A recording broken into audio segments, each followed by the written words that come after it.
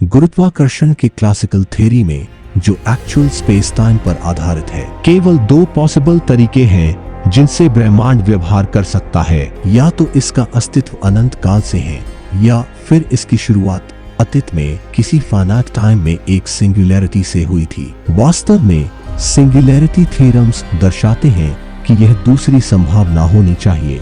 दूसरी ओर गुरुत्वाकर्षण के क्वांटम थ्योरी में एक तीसरी संभावना उत्पन्न होती है, क्योंकि कोई यूक्लिडियन स्पेस टाइम का उपयोग कर रहा है जिसमें समय की दिशा अंतरिक्ष में दिशाओं के समान स्तर पर है। यह संभव है कि स्पेस टाइम की सीमा सीमित हो और फिर भी इसमें कोई सिंगुलैरिटी न हो जो सीमा या किनारा बनाती हो। ऐसे ब्रह्मांड के रहस्य जानने के लिए सब्सक्राइब कीजिए gender universe space documentary channel को और जुड़िए हमारे साथ। स्पेस टाइम पृथ्वी की सतह की तरह होगा, केवल दो और डायमेंशंस के साथ। पृथ्वी की सतह का दायरा सीमित है, लेकिन इसकी कोई सीमा या किनारा नहीं है। यदि आप सूर्यास्त की ओर बढ़ते हैं तो आप किनारे से नहीं गिरते हैं या एक सिंगुलैरिटी में नहीं भागते हैं। मैं जानता हूँ क्योंकि मैं दुनिया भर में रहा हूँ। यदि यूक्लिडियन स्पेस टाइम अनंत काल्पनिक समय पर वापस निर्देशित होता है या फिर एक सिंगुलैरिटी पर शुरू होता है, तो हमें वही समस्या होगी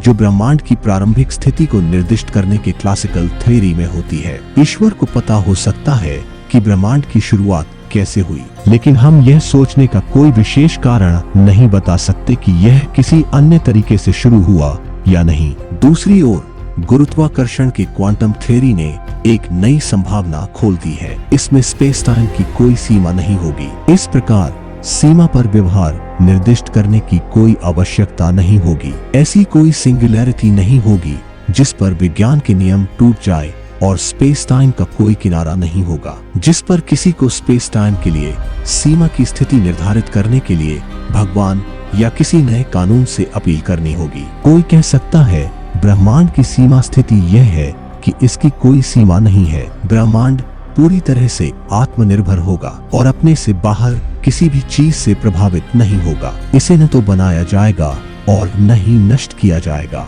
वेटिकन के सम्मेलन में मैंने सबसे पहले यह सुझाव रखा था कि शायद समय और स्थान ने मिलकर एक ऐसी सतह बनाई है जिसका आकार तो सीमित है, लेकिन उसकी कोई सीमा या किनारा नहीं है। हालांकि मेरा पेपर गणितीय था, इसलिए ब्रह्मांड के निर्माण में ईश्वर की भूमिका के लिए इसके निहितार्थ पर उस समय मेरी नजर उतनी अच्छी नहीं थी। वेटिकन सम्मेलन के समय मुझे नहीं पता था कि ब्रह्मांड के बारे में भविष्यवाणियां करने के लिए सीमा रहित विचार का उपयोग कैसे किया जाए। हालांकि मैंने अगली गर्मियों में कैलिफोर्निया विश्वविद्यालय सांता बारबरा में बिताया। वहाँ मेरे एक मित्र और सहकर्मी जिम हार्टले ने मेरे साथ काम किया। यदि अंतरिक्ष समय की कोई सीमा नहीं होती तो ब्रह्मांड को किन स्थितियों को पूरा करना चाहिए। मुझे इस बात पर जोर देना चाहिए कि यह विचार की समय और स्थान बिना सीमा के सीमित होना चाहिए। सिर्फ एक प्रस्ताव है,